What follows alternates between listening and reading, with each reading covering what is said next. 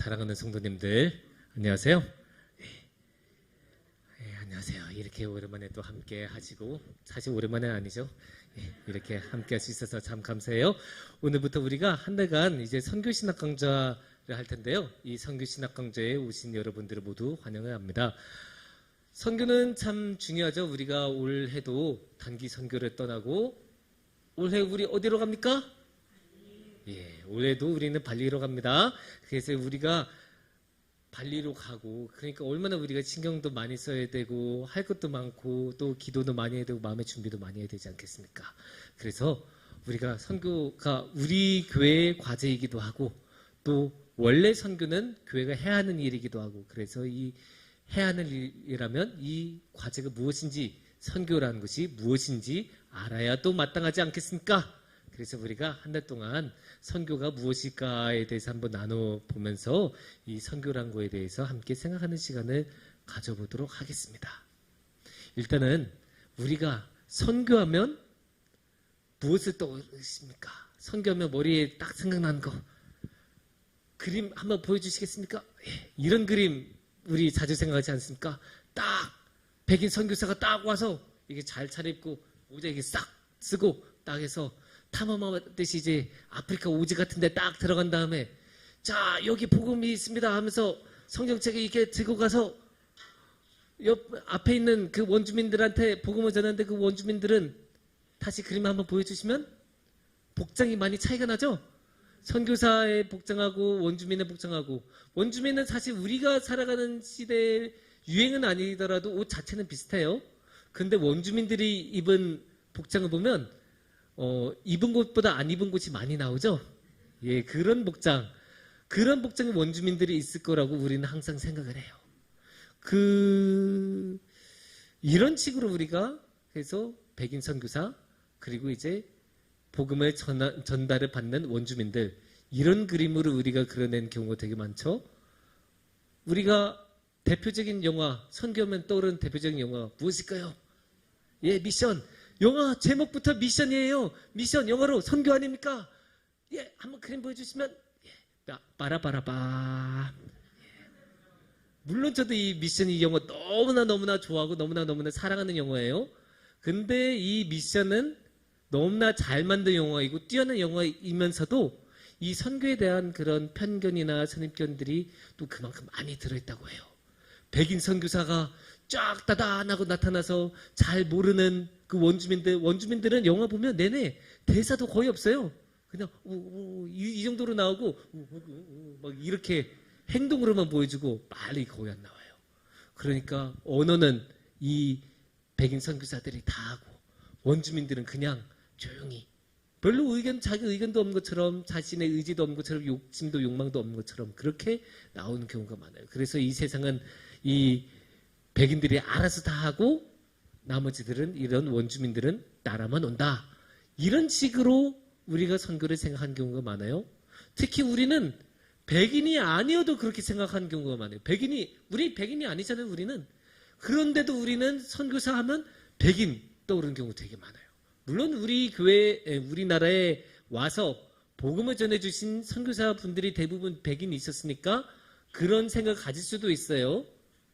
자연스럽죠. 왜냐면 우리가 옛날에 만났던 선교사님들은 대부분 백인이셨으니까 그렇게 떠오를 수 있죠. 하지만 그렇게 하면 좀 이게 선교에 대해서 왜곡된 생각, 제대로 이해를 못할 수가 있어요. 왜냐? 선교는 백인들만 하는 거 아니죠. 그리고 선교는 백인 선교사는 이렇게 똑똑하고 모든 것을 다 알고 문명의 최첨단을 달리는데, 이 원주민들은 아무것도 모르는 원시사회에 옷도 제대로 못 입고 기본적인 위생도 제대로 안 돼 있고 그런 사람들로 생각을 하면, 그래서 이제 욕심도 없고 의지도 없고 아무것도 없는 그런 사람들로 그려지면 그거는 현실에도 맞지 않고, 그렇게 해서는 선교도 제대로 안 돼요. 왜냐? 선교지에 있는 사람들도 알 것 다 아는 사람들이고, 마음에 생각할 것 다 생각하는 사람들이고, 욕심 있을 것 다 있는 분들이고, 또 요즘 선교할 때 아까 미션과 같은 그런 오지의 선교는 굉장히 이제는 드물거든요. 이제는 웬만한 사람들 다 제대로 옷 입고 살아요. 우리가 그 종교의 법칙에 나왔었던 그런 오지 부족들 연기자였던 이야기가 굉장히 많아요. 그러니까 그런 오지 부족들이 이제는 별로 없어요, 사실. 그런데 그런 우리가 옛날에 100년, 200년 전의 모습만 가지고 머릿속에 있다가 갑자기 성교나고 이게 아니었네 이렇게 되면 곤란하잖아요. 거기 가서 그렇게 생각하면 어떻게 해요? 이미 여기 있을 때부터 그게 아니다라는 것을 생각하면서 우리가 선교를 떠나야 시행착오를 조금이라도 줄일 수 있지 않겠습니까? 그거 아니어도 우리가 선교지 가면 하게 되는 시행착오가 많거든요. 그러니까 우리가 최대한 시행착오를 줄이기 위해서는 최대한 선교가 어떤 것인지에 대해서 더 잘 알아보고 더 잘 생각해보고 특히 이런 선입견, 선교에 대한 선입견이나 우리가 늘상 생각하는 그런 모습에 대해서 조금 벗어나서 진짜 선교가 무엇일까 이런 거에 대해서 좀 생각해 보면 좋을 것 같습니다. 그래서 오늘 이렇게 선교가 어떤지 또 오늘날에는 선교가 어떻게 진행이 되는지 그런 거에 대해서 한번 이야기를 나눠볼 텐데 오늘날 어떻게 된지를 알려면 지금까지 어떻게 되어 왔는지를 조금 알아야 되잖아요. 그래서 조금 옛날로 돌아갈 거예요. 그래서 옛날로 돌아가면 사실 우리 개신교는 선교를 조금 늦게 시작했어요. 왜냐? 개신교를 믿는 유럽의 국가들 대부분 뭐 독일이나 뭐 네덜란드나 스위스나 이런 국가들인데 이런 국가들은 사실 해외 확장 잘 못했어요. 그 위치 자체가 내륙이기도 하고 또 국력이 좀 이제 스페인, 포르투갈 같은 나라 해외 확장을 열심히 적극적으로 했었던 그런 나라들보다 조금 늦게 시작했고 아무래도 바다가 많아야 이제 바다에 나아갈 생각을 먼저 하잖아요. 그러다 보니까 이런 개신교에서는 선교를 늦게 시작했어요. 그래서 개신교 교회에서 주도하지 않았고 첫 번째 화면을 보여주시면 선교회가 만들어져서 선교회가 주도해서 선교를 시작을 했어요. 특히 19세기 들어서 선교회가 많이 활약했거든요. 왜냐면 이제 그때 시대의 흐름에 따라서 대각성 운동도 있고 그러니까 성령 부흥 운동 같은 게 많이 일어나서 이 부흥에 대한 그 성령에 대한 그런 갈급함이 있는 사람들이 우리나라에만 있을 게 아니다. 외국에도 나가서 우리가 복음을 전해야지 이런 마음들이 이제 불타오르니까 선교회들이 만들어지면서 열심히 복음을 전하기 시작했습니다. 선교회들은 굉장히 많아요. 그 중에 하나 대표적으로 다음 그림 보여주시면 북독의 선교회라는 데가 있는데 여기는 1836년도에 설립이 됐어요. 그래서 이제 여기저기 열심히 하다가 가나, 아프리카에 있는 가나라는 나라에 집중적으로 이제 선교를 했다고 해요. 또 다른 선교회로는 그 다음 그림 보여주시면 독일의 동아시아 선교회가 있습니다. 이 선교회는 우리나라하고도 굉장히 밀접해요. 왜냐 이름부터 동아시아잖아요. 그러니까 당연히 동아시아 그러면 이제 동아시아면 뭐 중국, 일본, 한국 막 이런 국가들 아니겠어요? 그래서 이 선교사님들이 우리나라에 오기도 했고 또 우리나라에도 복음 많이 전하고 활약도 많이 하시고 특히 우리나라 민주화운동 때 이분들이 굉장히 많이 도와주셨다고 해요. 그런 식으로 우리나라하고도 굉장히 연관이 깊은 선교회이기도 합니다. 그런데 이렇게 선교회 위주로 그 선교를 하니까 좀 문제가 생겼어요. 어떤 문제가 생겼을까요? 교회들이 너무 무관심한 거예요. 교회들은 그냥 자기네들끼리 그냥 알아서 살아도 문제가 없고 선교 안 해도 뭐 선교는 저기 선교회가 알아서 하니까 우리까지 뭐 굳이 할 필요가 있나? 막 하면서 있고 그러면 선교회는 열심히 혼자서 이제 해야 되고 그런데 선교회가 회사가 아니잖아요. 무슨 무역하고 이런 곳이 아니잖아요. 그러니까 선교회는 자체적으로 돈을 벌 수가 없어요. 그러니까 어떻게 항상 후원으로 먹고 살아갈 수밖에 없는데 그런데 이제 복음을 전하는 그런 일을 외국에서 하려면 또 돈이 얼마나 많이 들겠어요. 당연히 그거는 많이 들 수밖에 없어요. 거기 가서 인프라 새로 다 구축하고 사람들 만나고 뭐 하다못해 성경책 하나라도 줘야 될 것 아닙니까? 그러니까 항상 물질적으로 부족할 수밖에 없어요. 무슨 국가에서 세금으로 지원해 주는 것도 아니고 자기들이 자체적으로 돈 버는 게 아니고 그러니까 항상 이제 돈이 부족하니까 이 선교회들이 이거 안 되겠다 막 싶은 거예요. 그래서 20세기 초에 스코틀랜드의 에딘버러라는 도시에 있는데 그런 데서 국제적인 선교 대회를 열어요. 그래서 거기서 이제 많은 선교사들이 모이면서 우리 앞으로 선교를 어떻게 할까 막 회의를 합니다. 그래서 회의를 하다가 결론이 납니다. 그 결론이 무엇일까? 그 다음 그림을 보여주시면 교회의 선교로 전환하자 그렇게 이야기가 됩니다.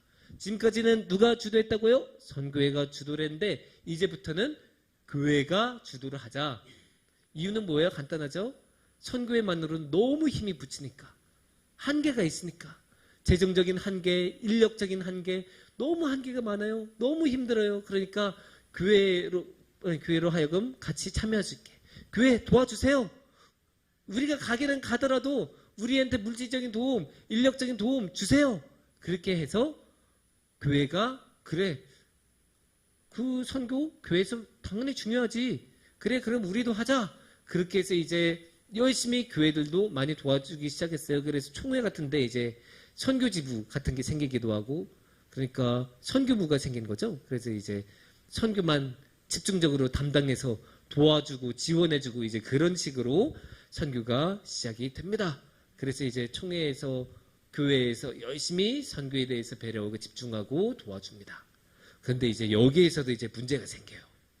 교회가 선교를 하다 보니까 교회 중심의 선교가 되다 보니까 어떻게 되겠어요? 해외로 나가서 선교를 나가면 교회를 확장하는 것으로 이해를 하는 거예요. 그러니까 예를 들어 아까 독일 선교회가 시작이 됐었잖아요. 그래서 독일에 있는 선교회가 가면 그냥 선교를 하면 되는데 독일 선교회가 아니라 독일 교회가 전도를 하기 시작하면 그 동네에서도 독일 교회가 만들어져야 되는 거예요. 그 옛날에 독일에서 이제 그 칭다오 같은데 이제 도시 이제 하면서 식민지 구역 이렇게 만들었거든요. 그러면 거기에 독일 교회가 만들어져야 되는 거예요. 근데 그게 우리나라의 선교사님들도 우리나라의 교회들도 그런 식으로 선교하는 경우가 굉장히 많아요. 예를 들면 베드로 교회라는 이름의 교회가 있다고 해봐요. 물론 진짜 베드로 교회가 그랬다는 게 아니고 인지도 모르겠어요 저는. 근데 만약에 베드로 교회라는 교회가 있다. 근데 그 교회가 그러면 이런 식의 방식으로 하면 어떻게 하냐? 선교사님을 파송을 해요. 거기까지는 정상적이죠. 그 선교사님이 열심히 일을 해서 그 현지에 교회를 세워요. 있을 수 있는 일이고 좋은 일이죠. 그런데 이 베드로 교회에서 한국에 있는 베드로 교회에서 돈을 받아서 지원을 받아서 교회를 지으면 그 교회도 이름이 베드로 교회여야 돼요. 아주 쉬운 예를 들면.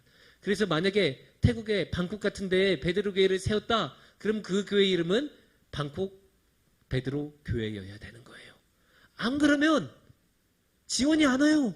헌금도 안 와요. 근데 이게 좀 이상하잖아요. 이게 교회 지부를 외부에 세운 것, 다른 나라의 도시에 세운 것, 그거 좀 이상하잖아요. 굳이 그럴 필요가 있을까?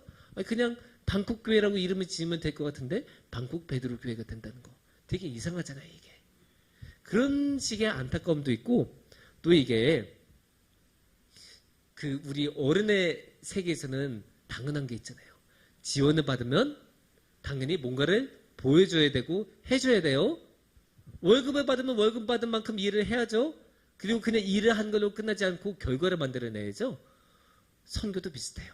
그러면 이런 식으로 선교가 되면 선교사가 이제 딱 나갔을 때 내가 뭐 했다라는 걸 보여줘야 되잖아요. 안 그러면 이제 당연히 본국에서 너 뭐 했길래 지원만 받고 헌금만 받니? 너 거기 가서 뭐 했냐? 이런 말이 나올 수밖에 없기 때문에 그러면 실적을 쌓아야 돼요.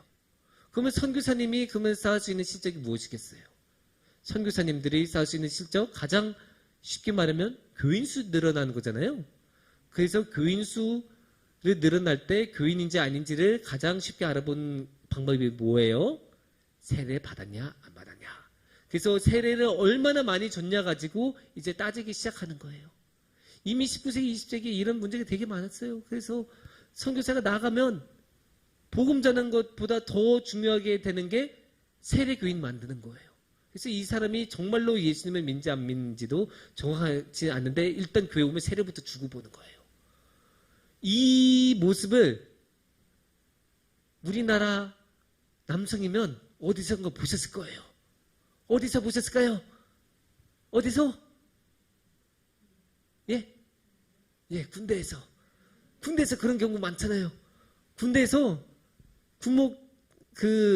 목사님들 이야기하신 거를 보면 군목들은 막 한 번에 몇백 명도 세례를 주신 적이 있대요. 막 그 자랑스럽게 이야기해. 내가 막 이렇게 딱 연명장에 모여서 쫙 한 번 하면 200명은 내가 세례를 줬어 막. 근데 그게 군대 다녀보신 분들은 아시잖아요. 진짜 믿어서 세례 받지 않은 경우가 굉장히 많다는 것. 굳이라는 말보다 정말로 진실로 믿음이 있어서 세례 받은 게 아니라 일단은 세례를 받고 보는 경우가 군대에서는 굉장히 많죠. 그런 식의 일이 선교지에서도 일어났다고 생각하면 아주 쉬워요. 왜? 실적을 쌓아야 되니까, 뭔가 명분을 만들어야 되니까. 우리가 선교사님들의 이제 선교편지 이런 거 많이 보잖아요. 근데 그런 거에 어떤 데는 진짜 특히 옛날에는 나 세례교인 이렇게 많이 했어요 라고 꼭 써야 되는 그런 경우가 굉장히 많았대요. 그렇게 해야 이제 이 사람이 유능한 선교사가 되고 실력 있는 선교사가 되고, 그래 이제 지원도 많이 받고, 그런 식으로 모든 것이 흘러갔다고 합니다. 우리가 생각해도 아무리 봐도 그거는 좀 아닌 것 같지 않습니까? 이건 좀 아닌 것 같은데, 뭐가 잘못된지는 모르겠는데 그건 아닌 것 같은데 라는 생각을 들으면 이제 자연스럽게 가지실 거예요. 그러면 어떻게 해야 되겠어요? 그래서 신학자들이 모여서 이건 좀 아닌 것 같은데 우리 어떻게 해볼 수 있을까? 이 상황을 좀 바꿀 수 있을까? 그렇게 모여서 생각했어요. 특히 2차 세계대전 이후에 선교사님들, 신학자들이 모여서 회의도 하고 국제대회도 하면서 만들어낸 개념이 그래서 새롭게 나타나요. 그게 뭐냐? 보여주시면 하나님의 선교라는 개념이에요. 하나님의 선교. 그래서 이제는 처음에는 선교회가 선교했죠? 그 다음에는 이제 교회가 선교했죠? 이제는 하나님이 선교하신다. 사람이 하는 게 아니에요. 선교회나 교회가 하는 게 아니에요. 기관이 하는 게 아니에요. 하나님이 선교하신다. 이게 핵심 개념이에요. 멋진 말로 하면 미시오 데이. 라틴어이거든요. 미시오 선교 데이 하나님. 그래서 하나님의 선교.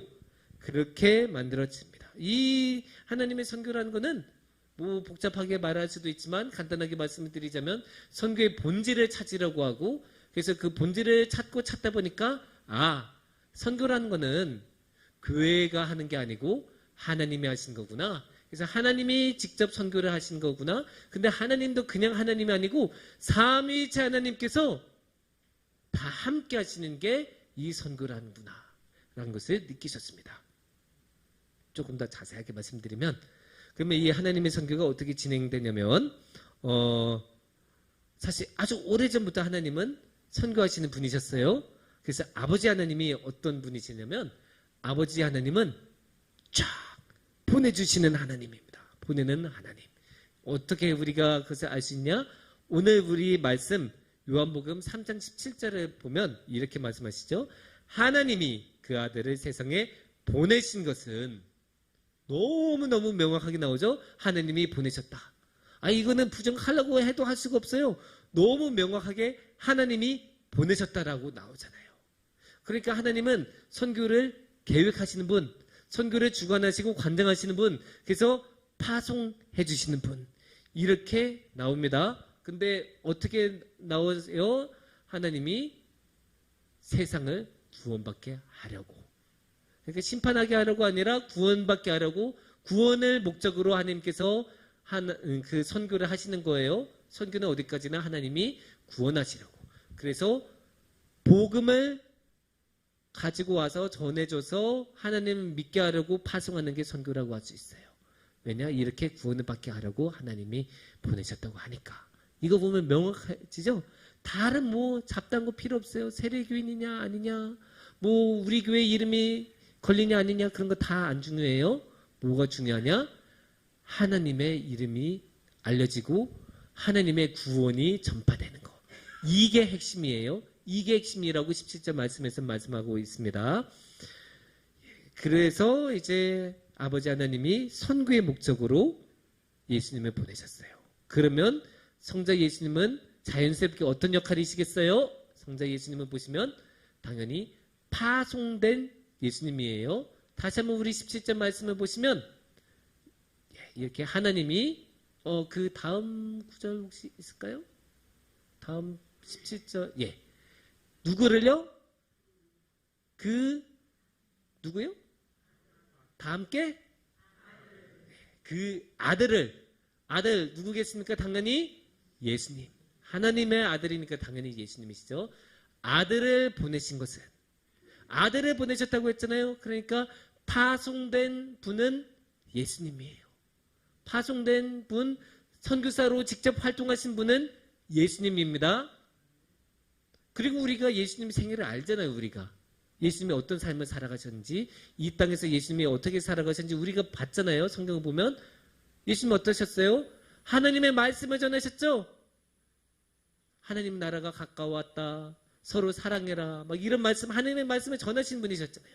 하나님의 복음을 이렇게 전하고 계세요. 그리고 예수님은 행적을 보이셨죠. 기적으로 행적을 보이셨는데 그 괜히 그냥 기적을 보이신 거요? 아니에요. 예수님이 그만큼 사랑하시니까 보여주셨고, 하나님의 구원이 이 땅에 지금 나타냈다는 것을 보여주시려고 그렇게 기적을 베푸셨죠. 그러니까 예수님께서는 그렇게 복음을 전파하셔서 하나님을 알게 하고 하나님의 구원을 전파하시려고 이 땅에 보냄을 받으신, 이 땅에 오신, 파송을 받으신 선교사님이십니다. 그래서 어떻게 보면 첫 번째 선교사라고도 우리가 말씀을 드릴 수가 있겠죠. 그리고 이제 우리가 신학에서는 그 예수님의 역할을, 직분을 세 가지로 보통 말해요. 하나는 왕, 또 하나는 제사장, 또 하나는 예언자. 세 가지로 우리가 대부분 말하는데, 근데 여기서 이 예언자 역할, 예언자라는 게 뭐예요? 예언자라는 게, 예언한다는 거는 뭐 그냥 미래 이야기를 말한다는 게 아니라 하나님의 말씀을 대신 전해주면 그게 예언이에요. 성경에서는 그렇게 하는 게 예언인데, 하나님의 말씀을 전하신 분, 하나님의 말씀을 전한다는 것은 결국 또 복음을 전한다는 뜻이 되지 않겠습니까? 그래서 복음을 전하신 예수님으로 오셨잖아요. 그래서 예언자 예수님이 바로 이렇게 선교사로서의 예수님이다. 그렇게 우리가 한번 이야기를 해볼 수가 있겠습니다. 그러면 이제 우리가 성령의 역할에 대해서 한번 나눠볼게요. 성령님은 어떤 역할을 하실까요? 성령님께서는 교회를 세우시는 역할을 하십니다. 사도행전 2장 4절을 보면 이렇게 말씀이 나옵니다. 그들이 다 성령의 충만함을 받고 성령이 말하게 하심에 따라 다른 언어들로 말하기를 시작하니라. 그러니까 이게 성령의 충만함을 받고, 이 장면이 어떤 장면일까요? 이 장면은 오순절 사건의 장면입니다. 그리고 대부분의 신학자들이 하는 말이 이 오순절 사건 이후부터 교회가 본격적으로 시작이 됐다고 해요. 근데 이 교회가 본격적으로 시작하는 이 순간에 뭐가 충만했다고요? 성령님이 충만했다고 나오죠. 그러니까 교회의 시작은 처음부터 성령님과 함께 한 거예요. 그런데 우리가 선교의 결과가 뭐예요? 선교의 결과는 하나님의 말씀을, 하나님의 복음을 전해서 하나님을 믿게 하는 게 선교라고 했죠? 그러면 선교의 결과는 당연히 하나님을 믿는 사람들이 많아진 거고, 하나님을 믿는 사람들이 많아지면 당연히 그들이 모여서 교회를 만드는 거예요. 그러니까 선교의 결과는 교회고, 근데 그 교회는 누구를 통해서 시작했다고요? 성령님을 통해서 시작했다. 그러니까 선교의 결과는 성령님을 통해서 이루어지는 거예요. 이렇게 성령님을 통해 교회가 세워지고, 그래서 선교의 결과는 성령님을 통해 이루어진다. 그렇게 우리가 삼위일체적으로 선교가 진행이 되는 걸 우리가 볼 수 있습니다. 그런데 이제 이렇게 보면, 그래, 선교 하나님이 하시는 거지. 좋아. 그래서 하나님이 선교하시니까 나는 조금 쉬어도 되지 않을까, 이렇게 생각하실 수도 있는데, 그렇게 생각하시면 오해입니다. 사도행전 아까 본 2장 4절을 다시 한번 보시면 뭐라고 나오냐면, 성령이 말하게 하심에 따라 다른 언어들로 말하기를 시작하니라. 제자들이 성령으로 충만해져서 방언을 말하고 외국어로 말하기를 시작했다고 이 말씀을 하고 있죠. 근데 왜 외국어로 말씀하게 하셨을까요? 이제 주석하신 분들은 이게 바빌론 그 사건 때 언어들이 흩어진 거를 다시 모은 거라고도 하지만, 근데 우리가 일반적으로 한국말로 하는 거는 한국 사람하고 대화하는 거잖아요. 영어로 하면 외국 사람 또는 미국 사람, 영국 사람하고 대화하는 거겠죠. 독일로 하면 독일 사람하고 대화하는 거고, 프랑스어로 하면 프랑스 사람하고 대화를 하는 거고, 일본어로 하면 일본 사람하고 대화를 하겠죠. 그러면 이렇게 외국어를 하게 했다는 것은 무슨 뜻이겠습니까? 제자들로 하여금 외국 사람들하고 이야기하라는 거겠죠. 그래서 성령님이 그런 능력을 주신 거잖아요. 외국어를 하시는 능력을 주셨고, 그 능력을 가지고 외국 사람들하고 말을 할 때 그냥 아무 말이나 하겠어요? 아니에요. 무슨 말을 하겠죠? 복음을 전하게 하고 하나님에 관한 말씀을 전하라고 외국어를 주신 거예요. 그러니까 교회가 처음 만들어진 순간부터 선교의 결과의 그 처음부터 무엇일까요? 우리는 나아가야 돼요. 왜냐? 성령님이 우리에게 외국어를 할 수 있는 능력을 주셨고 그걸로 외국 사람들에게 전파를 하고 외국 사람들에게 복음을 전하게 하려고 하신 게 성령님의 의도였기 때문입니다. 그 의도에 따르면 우리는 열심히 외국인들을 만나고 다른 사람들에게 말씀과 복음을 전해야겠죠. 그래서 이제 이렇게 교회는 처음 시작하는 순간부터 선교에 염두를 두고 있다. 이렇게 말씀을 드릴 수 있겠습니다. 그래서 이제 우리가 하나님의 선교에 대해서 이렇게 쭉 이야기를 한번 나눠봤는데, 물론 이 하나님의 선교에 대해서는 이야기하려면 엄청나게 많이 이야기할 수 있어요. 이것만 해도 그 4번의 시간을 다 채우고도 10번을 더 할 수 있을 만큼 하나님의 선교는 너무나 중요한 개념이고 그만큼 큰 개념이에요. 왜냐? 오늘날의 선교를 다 아우르고 이끌어가는 주도하는 개념이기 때문이에요. 그래도 우리가 조금 더 간추려서 이렇게 이야기를 해보면, 그래서 이렇게 삼위일체 하나님이 어떻게 선교하시는지를 봤는데, 이 하나님의 선교의 의미를 다시 한번 요약해서 말씀을 드리자면 3가지로 말씀을 드릴 수 있을 것 같아요. 첫 번째는 하나님의 선교의 의미는 선교가 교회의 최우선의 과제다. 이런 걸 우리가 알아야 돼요. 그러니까 우리가 교회에서 할 거 다 하고 예산 쓸 거 다 쓰고 남으면 그때 선교해볼까? 그때 선교연금을 써볼까? 이렇게 하는 게 아니라 처음부터 선교를 생각하고 선교로 준비하고 나머지를 해야 된다는 게 이 하나님의 선교가 가지고 있는 의미예요. 그게 첫 번째입니다. 근데 이거는 너무나 당연해요. 왜냐? 하나님이 선교하시겠다고 하시잖아요. 그리고 예수님이 선교사로 오셨잖아요. 그런데 에베소서 1장 23절을 보면 교회는 그의 몸이니라고 합니다. 여기서 그는 당연히 예수 그리스도예요. 예수님이에요. 근데 예수님은 선교를 하러 이 땅에 오셨는데 그러면 예수님의 몸인 교회는 선교 안 하고 가만히 있을 수 있습니까? 그럴 수가 없죠. 예수님이 오시면 선교하러 가시면 당연히 예수님의 몸인 교회도 선교하러 가는 거예요. 그러니까 교회에게 있어서 선교는 최우선의 과제이다. 그렇게 말씀을 드릴 수 있습니다. 또한 두 번째 의미를 보자면 지역과 상관없는 선교. 그러니까 우리가 이 하나님의 선교에 대해서 이야기할 때 지역에 관해서 이야기했습니까? 지역에 관한 이야기가 한 번도 나온 적이 없죠. 근데 우리는 선교하면 항상 저 멀리 외국에 나가서 해외에 나가서 선교하는 것만 생각하잖아요. 하지만 그런 게 아니에요. 선교는 무조건 어디를 가든 하나님의 말씀을 전하고 하나님의 복음을 전하고 가서 전하고 말씀을 전하고 하면 그게 다 선교예요. 그래서 오늘날에는 우리 교단도 해외를 향한 선교부만인 게 아니라 국내 선교부가 따로 있어요. 그만큼 국내에 대한 선교, 군 선교, 직장인 선교, 산업 선교 이런 게 너무나 중요하거든요. 그래서 국내 선교부를 따로 이렇게 만들어져 있어요. 그래서 선교에서는 지역이 중요한 게 아니라 그래서 우리가 비록 몸이 힘들어서 여건이 안 돼서 해외까지는 못 가더라도 우리 모두 한 명 한 명 모두 각자의 삶의 위치에서 선교를 할 수 있는 거예요. 그냥 동네에서도 선교할 수 있는 거고 직장에서도 선교할 수 있는 거고 다 그렇게 선교할 수 있다. 그렇게 말씀을 드려보겠습니다. 그리고 세 번째, 선교에서 제일 중요한 것, 가장 중요한 것, 선교의 유일한 목표는 하나님이다. 이거를 우리가 꼭 생각해야 돼요. 우리 교회의 간판을 외국에 거는 것 안 중요해요. 세례교인 만드는 것 그것도 부차적인 거예요. 핵심은 하나님. 이거는 우리가 꼭 기억을 해야 됩니다. 그래서 선교에서 하나님보다 중요한 것은 없다. 이렇게 말씀을 드리겠습니다. 사랑하는 성도님들, 우리가 지금까지 이렇게 하나님의 선교에 대해서 길게 이야기를 해봤는데 다른 거 다 잊으셔도 좋으니까 마지막에 말씀드린 것 3가지. 선교는 교회의 최우선의 과제이다. 선교는 지역과 상관없이 어디서든 할 수 있다. 그리고 선교의 유일한 목표는 하나님이다.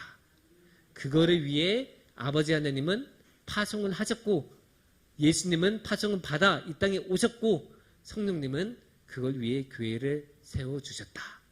이거 하나만 기억해 주시고 집에 들어가시면 제가 굉장히 만족하시면서 이 강연은 성공했다라고 자축할 것입니다. 그래서 그런 하나님과 함께 하는 우리 성도님들이 되기를, 그렇게 선교하는 우리 성도님들이 되기를 축원하겠습니다. 함께 기도하겠습니다.